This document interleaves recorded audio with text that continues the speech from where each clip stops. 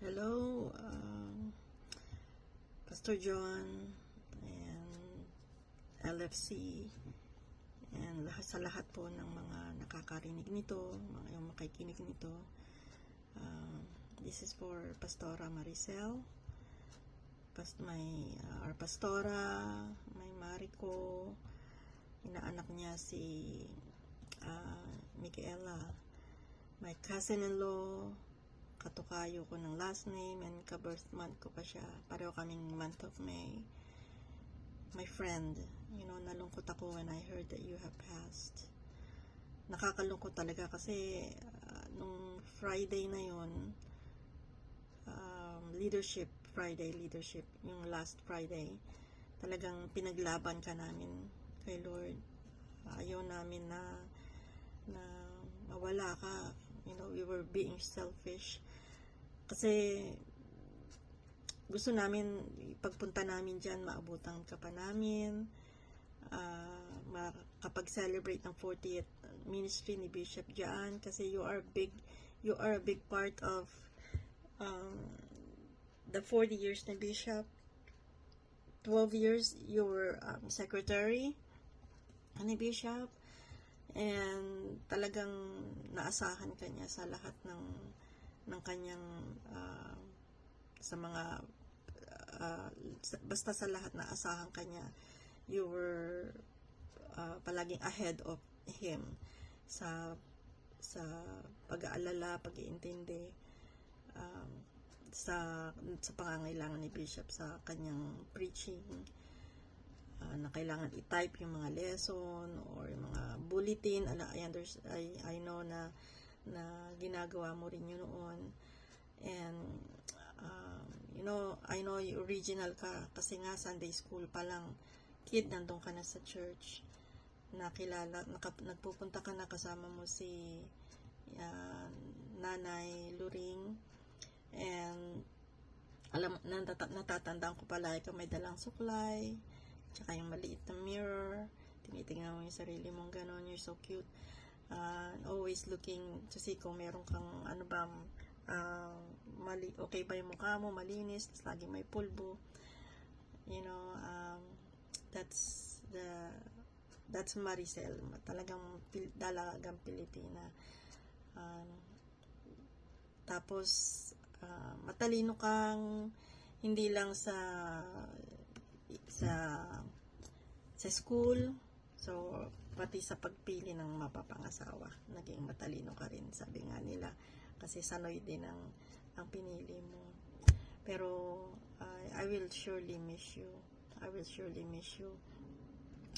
Alam ko si Pastor Lester, sinabi niya noon, kausap niya sa phone si Pastor Jordan, sabi niya, at saka sinabi niya rin kay Bishop na uwi na ako, I want to go home. Akala naman namin yung gusto niya na umuwi sa bahay, yung pala kay Lord na, and probably that's what you were saying na rin kay Lord, na uuwi ka na, dahil ayaw mo nang pahirapan pa lalo yung mga feelings na ni Pastor John. But I will surely miss you. This time when we go. Yung mamimiss ko yung pagtawa mo, mahalakha ka, your jokes na kahit na hindi masyado nakakatawa, na matatawa ka dahil kapag tumawa ka, mahahawa ka. Yeah.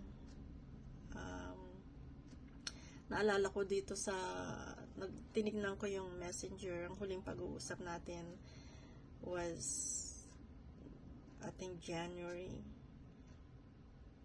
Kinukuha mo yung last middle name yata ni Nanay, for some reason you wanted it, so binigay ko sa'yo. And tapos yung huli naman sa Facebook na nung nag-birthday ako, and I regret na hindi tayo masyadong nag-uusap after that.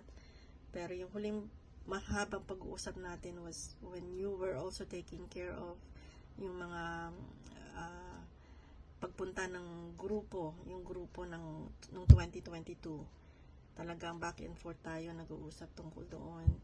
And I know how you want everything perfect and organized para sa pagdating nga ng 2022 mission trip. And we really thank you for that.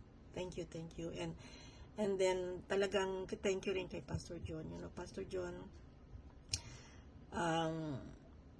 alam ko na mamimiss mo talaga si Pastora Maricel.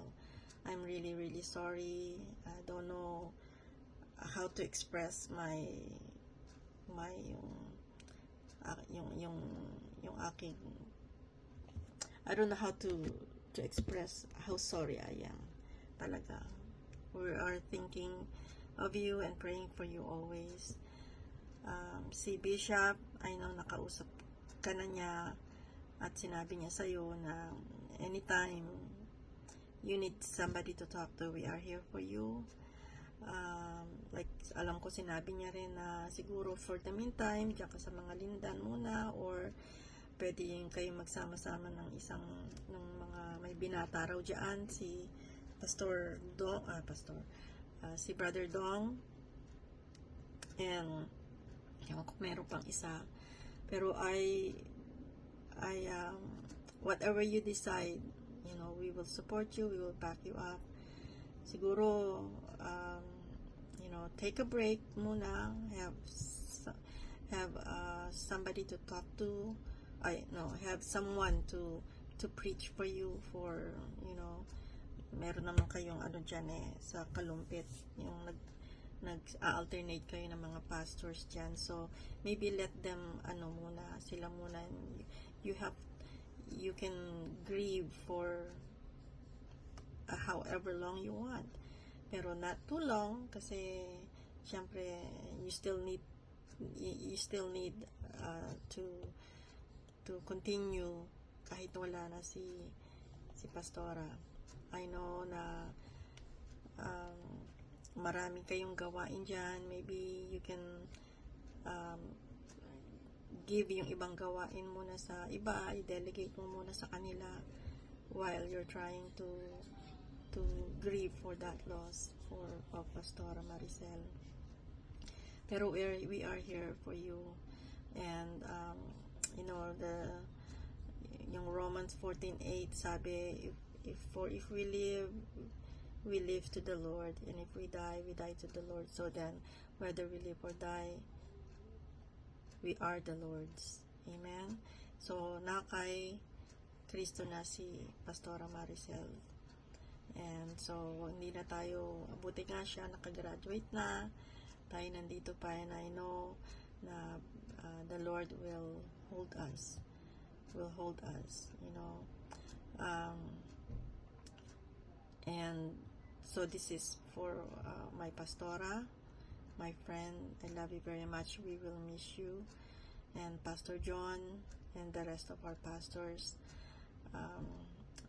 Go on, be strong in the Lord, especially Pastor John. Be strong in the Lord, be courageous. Dito lang kami, and alam ko maraming nagmamahal dyan sa iyo, sa inyo ni Pastora Maricel, and now that she's gone, ay alam ko na may maraming tutulong dyan sa iyo para mag-grieve for Pastora. Amen. So we love you, Pastor John. You know, you are family. Huwag kang mahiya na magtawag kay Bishop. You know, let him know what you need, and of course the Lord knows what you need.